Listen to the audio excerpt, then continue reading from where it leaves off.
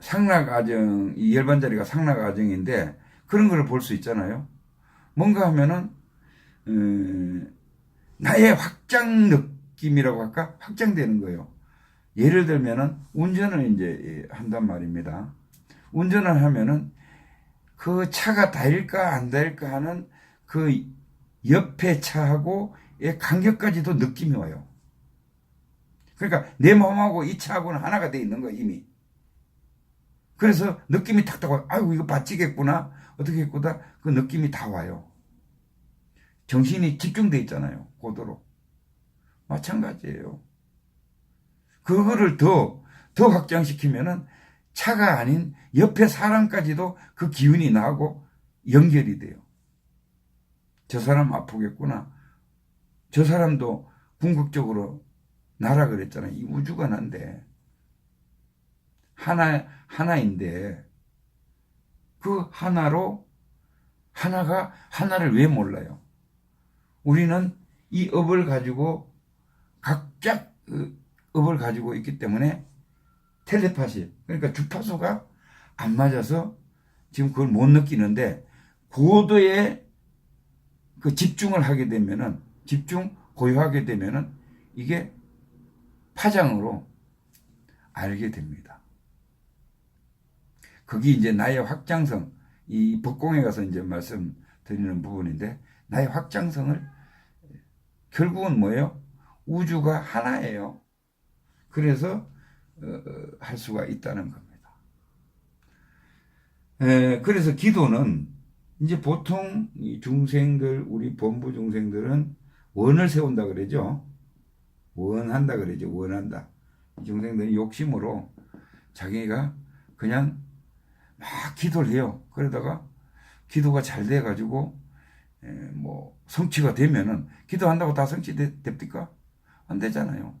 대상을 놓고 하느님 부처님 놓고 그래놓고 계속 부처님한테 해달라고 쫄르는 거예요. 쉽게 얘기해서 땡깡 부리는 거예요. 그럼으로 인해서 결국은 이거는 뭔가 하면은 그럼으로 인해서 내가 집중이 된다. 원하는 쪽으로 뭐 저 하나님이 해주고 부처님이 해줘서가 아니고 기운이 들어온다. 이런 생각하시면 돼요. 내가 좋은 생각만 하면은 아까 전 이거 70% 기운이 좋은 기운끼리 유유상용이라고 들어오게 돼 있어요. 만날 내가 짜증만 내면은 불평불만하면은 이 우주 공간에 뜨는 불평불만의 기운과 귀신이 같이 따라 들어오게 돼 있습니다. 내 주의를 형성하게 돼 있어요. 그럼 주의도 다 그 불만투성이가 되는 거예요. 그래서 우리가 좋은 생각을 하라, 좋은 생각을 하라, 좋은 말을 하라, 막 얘기하자 하는 게 그거예요. 그래서 우주에는 우주하고 우주에 있는 이 전체는 에너지로 형성되어 있기 때문에 0과 1 플러스 마이너스 이걸로 되어 있기 때문에 항상 통하고 있어요. 통하고 있는데 미세하게 통하고 있는 거죠. 그래서 집중을 하는 것들이 이런 수행이에요. 그러면은 그 기운이 들어갔다 나갔다 우리도 모르는 사이 기운은 들어갔다 나갔다 하는 거예요. 그래서 이제 기도는 우리 이제 중생들은 욕심으로 사실은 기도를 하는데 기도를 하다 보면은 성취된 사람도 있고 성취 안 된 사람도 있는데 뭐 성취가 되면은 뭐 용한 부처님이라고 그러나 뭐 거기 불상은 참 좋더라 뭐 이런 식으로 얘기를 하는데 그거 아닙니다. 그 다음에 기도 중에서 이게 이제 진짜 열반에 들어가는 기도는 원력으로 하는 기도예요. 아까 전에 그 이제 수행의 그 뭐야 그 목적에서 수행의 목적에서 그 말씀 드렸잖아요. 1단계가 견성하는 거다. 성불하는 거고. 그럼 견성하는데 견성까지는 알아차림을 아는 열반에 들어간 것을 견성한다고 그랬죠. 그러면 열반은 뭐라 그랬어요? 열반은 생각, 감정, 오감을 내려놓으면은, 멈추면은 그 자리가 열반 자리라 그랬어요. 그러면 그 상태에서 이제 보림 공부라고 하는데, 수행 중에서 이제 여기서부터 하안경으로 따지면은 일지예요. 일지부터 십지까지인데, 여기서부터는 보살이 원력 기도를 하는 거예요. 원력 기도를 하는 것이 이것도 하나의 기도죠. 그래서 1단계, 2단계, 3단계, 4단계에서 가는 십지에 가면은 완성이 되는 겁니다. 십수는 완성이잖아요. 그죠? 완성 단계로 가는 거예요.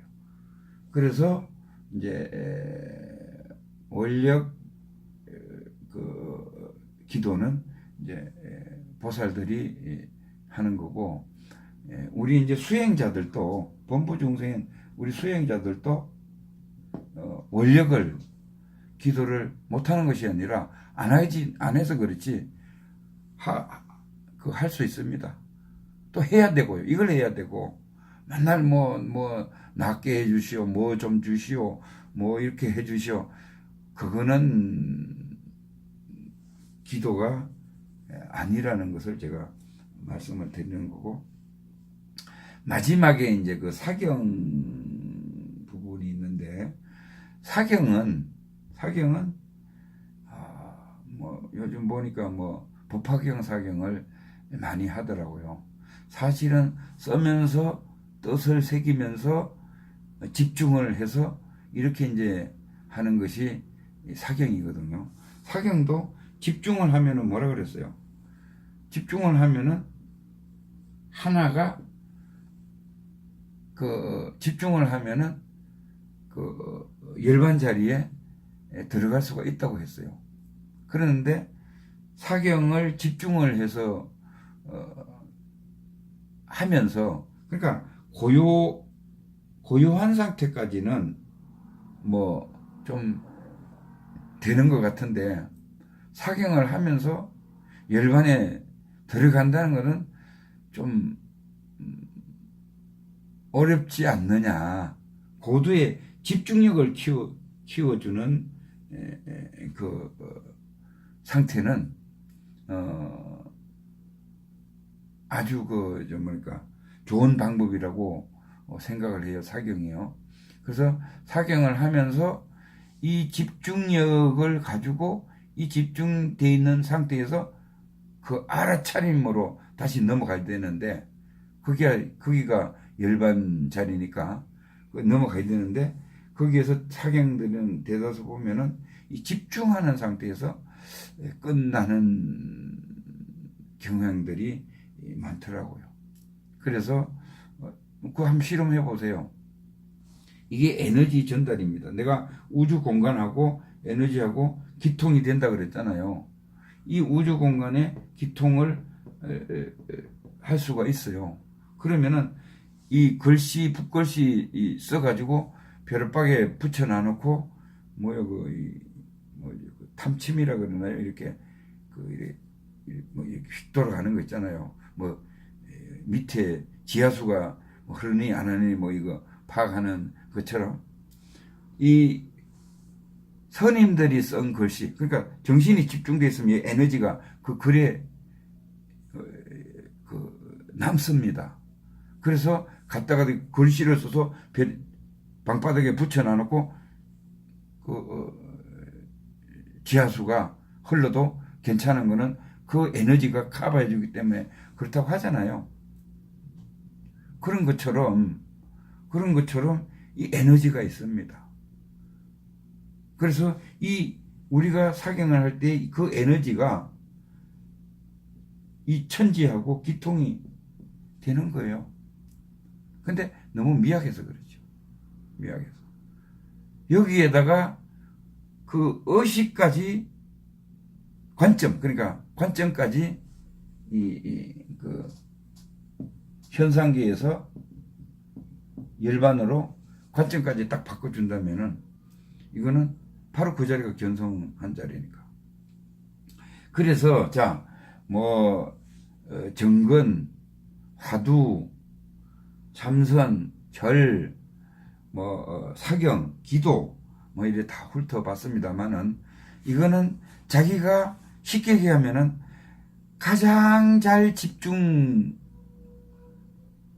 쪽을 자기하고 맞는다고 생각하시면 돼요. 딱 여기에 들어가면 몰입이 돼서 딱 집중이 돼야 돼요. 그 다음에 그걸 지속을 시켜야 됩니다. 그 지속을 시키다 보면은 나도 모르게 웃음이 나오고 황홀한 경지라고 그러나요? 상락아정이 나타나요. 그게 견성인 거예요. 그래서 스님들이 기도하다가 어떤 사람은 호롱불 불다가 견성했다고 하잖아요. 그러면 다 그걸 이제 알아차리는 그 열반에 싹 들어가면은 그야말로 이 안에는 열반이에요. 상락아정 자리이기 때문에 그대로 느껴져요. 그 느낌을 느껴나가는 거예요. 그래서 우리가 기도하고 내가 이제 항상 하는 얘기가 그거예요. 이 열반 자리하고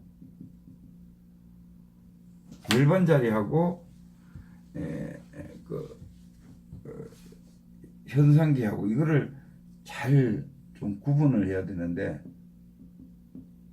절대계라 그러죠. 열반. 이거 현상계라 그러죠. 여기는 참나, 진짜 나예요. 사실은 진짜 나 자리예요. 알아차리는 자리. 그리고 현상계는 아주 쉽게 얘기하면 가짜나예요. 우주에서 업덩거리가 내려온 30%의 업이 뭉쳐져 있는 가짜나예요. 그래서 생각, 감정, 오감으로 살아가는데, 이 생각, 감정, 오감을 일으키는 것이 결국은 누구예요? 업덩어리가 일으키고 있는 거예요. 그래서 이거는 업이 꼬리에 꼬리를 무고 해서 다시 제3의 또 업을 생성하고 있는 거예요. 선업이든 악업이든 만들고 있는 거예요. 이게 계속 연기해서 계속 일어나는 겁니다. 그러면은 이거를 딱 끊어버리면은 현상계 생각, 감정, 오감을 딱 끊어버리면은 그 자리가 열반이에요. 참나 자리고. 그러면은 여기는 양심이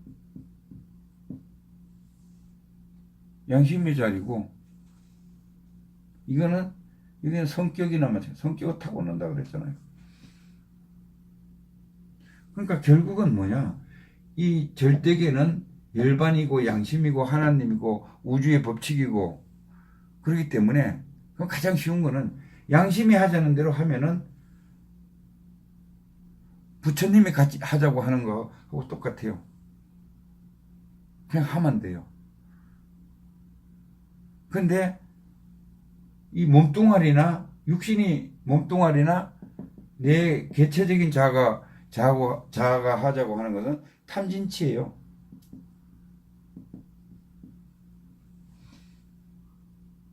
그래서 욕심만 내는 거예요. 그래서 계속 반복되는 것이 업을 만들고 있는 거예요. 여기서는 악업을 만든다고 보면은, 여기서는 양심에서 나온 거는 선업을 만든다고 보시면 돼. 그래서 다음 시간에 또 보면은 우리가 이제 양심에 대해서 어떻게 잣대를 가지고 이게 바른 양심인지, 보통 상식과 지식으로 내 양심, 내 성격을 가지고 이게 양심이 아닌가 이렇게 판단하는데, 그 기준점이 있습니다. 그 기준점은 결국은 절대 육바람이래요. 이게 잣대예요, 잣대. 이건 이제 다음 시간에 시간 있을 때에 절대계하고 현상계를 설명하면서 양심이 어떤 거다 이거를 자세히 설명하기로 하고, 오늘은 그 수행하는 방법, 그 수행하는 방법은 이 정건, 화두, 참선, 절, 기도, 사경 뭐 있는데 그 중에서 자기한테 가장 맞다고 생각하는 것을 선정을 해서 주야장청, 오매불망 해야 된다는 거, 집중을 해야 된다는 거, 놓치지 않아야 된다는 거, 기도면 기도로서 절대 놓치지 말아야 된다는 거, 뭐를 알아차리는 것을. 이렇게 해서 계속 그걸 하면은 어느 날 갑자기 열반 자리에 내가 딱 들어왔다는 것을 느끼고 알게 돼요. 그래서 가장 또 여기서 중요한 것을 한 말씀 더 드리면은 열반 자리를 몰라요. 열반이 어떤 자리인지 그 느낌을 모른다고요. 그러니까 내가 지금 기도하다가 열반 자리에 왔는지 안 왔는지를 모르고 있다니까요. 그러면은 열반 자리의 맛을, 열반 자리의 맛을 한번 봤으면은, 아, 내가 길 가다가도 지금 열반에 들어왔네. 그 느낌을 가지고 그걸 알아야 되는데 그 맛을 한 번도 못 봤으니까 지금 해도 뭐 진척이 있는 건지 없는 건지, 특히 불교 공부 그렇잖아요. 모르는 거예요. 그래서 개념과 체험을 정확하게 해야 된다고 내가 항상 말씀드리는데, 열반 자리는 그럽니다. 쉽게 가면 꿈도 생각도 없는 자리예요. 아무 생각이 없는 자리입니다. 그것을 알아차리는 자리가 있어요. 그 자리가 열반 자리예요. 깊은 잠에 빠졌을 때를 한번 생각해 보세요. 깊은 잠을 우리가 자고 있으면은 그 안에는 생각, 감정, 오감이 없죠.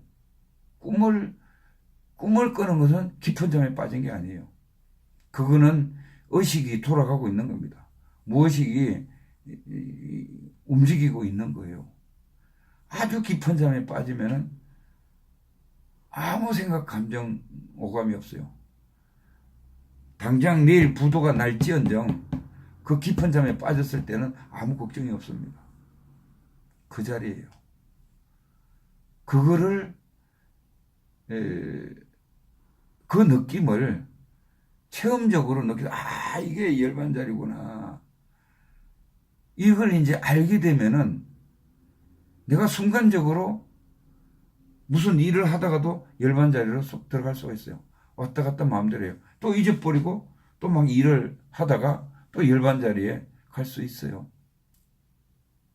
내가 열반 자리에 가는 거. 그래 자꾸 가다가 보면은 완전히 머무를 수가 있고 그렇게 되는 거예요, 과정이요. 근데 제일 중요한 것은 내가 항상 말씀드리지만 열반 자리라는 자체를 모르는 거예요. 못 느껴봤으니까 모르는 거예요. 그래서 그 느낌이 뭐냐 얘기했잖아요. 꿈도 생각도 없는 깊은 잠에 들었을 때라고. 그 느낌이에요.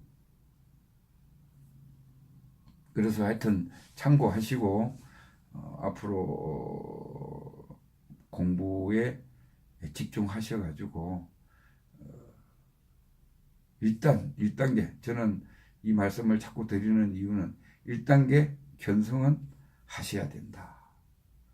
그 2단계의 일은 저절로 아마 자기가 관점만 바꾸면은 저절로 될 거다. 가장 중요한 것은 견성이다. 열반 자리를 알고 체험하고 하는 거다. 이 말씀을 드리면서 오늘 강의를 마치도록 하겠습니다. 감사합니다.